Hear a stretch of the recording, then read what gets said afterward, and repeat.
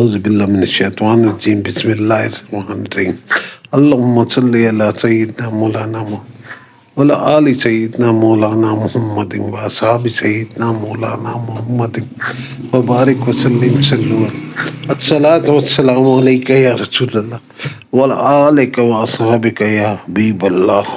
زبان سینے تک آ گئی۔ حضرت موسیٰ علیہ السلام کے زمانے کا وقت ہے۔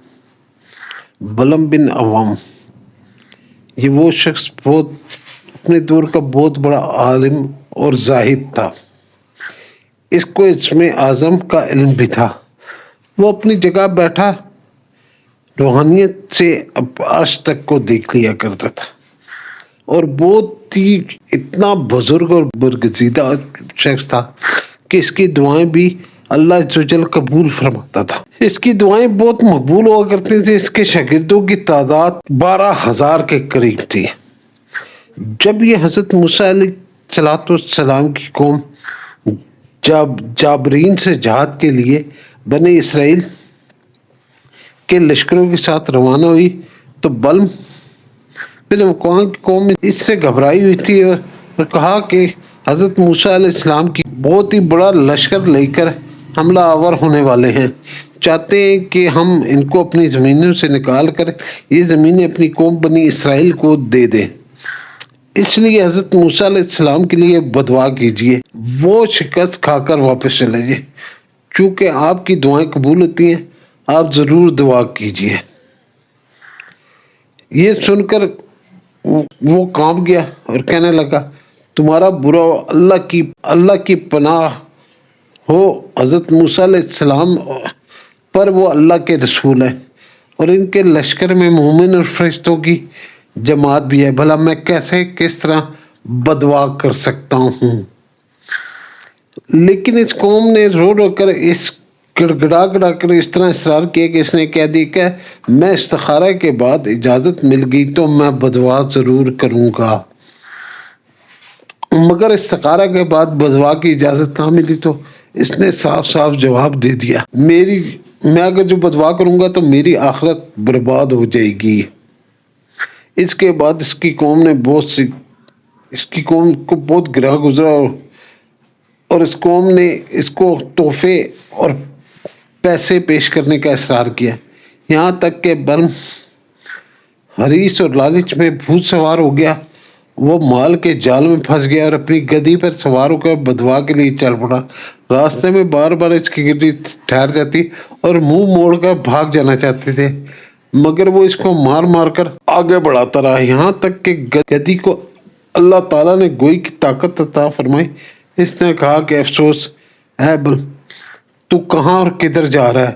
دیکھ میرے آگے فرشتے ہیں جو میرا راستہ روکتے ہیں اور میرا منہ موڑ کر پیچھے کی طرف دھکیل رہے ہیں۔ تیرا برا ہو کیا اللہ کے نبی اور مومنوں کی جماعت کے لیے بدعا کے لیے کرے گا؟ گدی کی تقریر سن کر وہ واپس نہیں ہوا، یہاں تک کہ حسبان نامی پہاڑ پر چڑھ گیا اور بلندی سے حضرت موسیٰ علیہ السلام کے لشکر کو بغور دیکھا اور مال و دولت کے لالچ میں اس نے بدعا شروع کر دی۔ لیکن اللہ عز و جل کی شان کہ حضرت موسیٰ علیہ السلام کے لیے بدعا کرتا، مگر اس کی زبان پر قوم کے لیے بدعا جاری نہ ہوتی، بلکہ یہ دیکھ کر کئی مرتبہ اس کی قوم نے ٹوکا کہ اے بل تم تو الٹی دعا کر رہے ہو۔ تو اس نے کہا کہ اے میری قوم، میں کیا کروں؟ میں بولتا کچھ ہوں اور میری زبان سے نکلتا کچھ ہے۔ پھر اچانک ہی اس پر اللہ کا غضب الہی نازل ہوگا اور ناگہان اس کی زبان سینے پر آ گئی۔ اس وقت بلم نے اپنی قوم سے رو کر کہا، افسوس میری دنیا آخرت دونوں غارت ہو گئی، میرا ایمان جاتا رہا اور میں کہر غضب جبار میں گرفتار ہو گیا ہوں۔ اب میری کوئی دعا قبول نہیں ہو سکتی، مگر میں تم لوگوں کو ایک چال بتاتا ہوں، تم لوگ ایسا کرو تو شاید حضرت موسیٰ علیہ السلام کو لشکر کو شکست ہو جائے۔ تم لوگ ہزاروں خوبصورت لڑکیوں کو بہترین پوشاک پہنا کر اور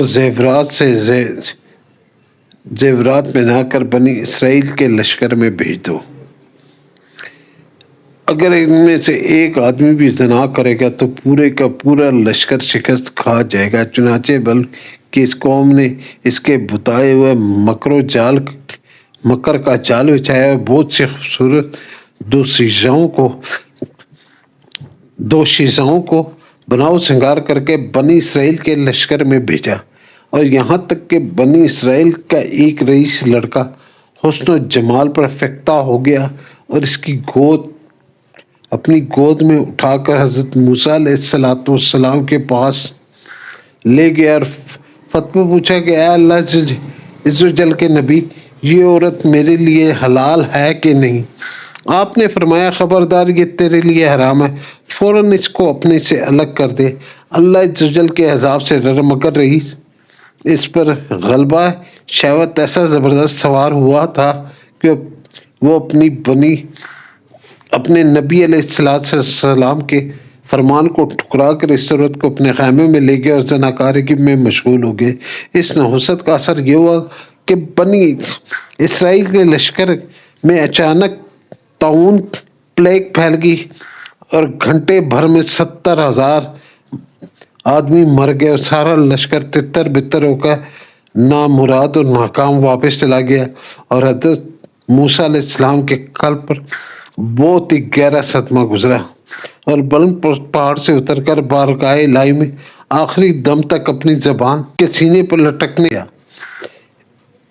اللہ پاک ہمیں ان چیزوں کو سمجھنے کی توفیق عطا فرمائے اور ان کو سوچنے کی طاقت دے۔ ہم لوگ اس بنی اسرائیل کی طرح ذلیل و رسوا نہ ہوں، آمین۔ اللہ ہم کو انبیاء والسلام کے کہے پہ عمل کرنے کی توفیق عطا فرمائے، خصوصاً بالخصوص نبی علیہ السلام نے جو فرمایا اس پہ عمل کرنے کی توفیق دے، اس پہ چلنے کی توفیق دے۔ ہم سب کو، ہمارے والدین جو فوت ہو گئے ہیں ان کو کروٹ کروٹ جنت نصیب فرمائے، اور جن کے ہیں ان کو لمبی زندگیاں دے اور ان کا سایہ تا دے رہے۔ آپ سب کے بچوں کو اللہ صحت سے نوازے، آپ لوگوں کو صحت سے نوازے، کرم کرے، فضل کرے، عنایتیں کرے۔ آپ کے صدقے میں میرے گھر والے، میرے بچوں کو بھی کرے۔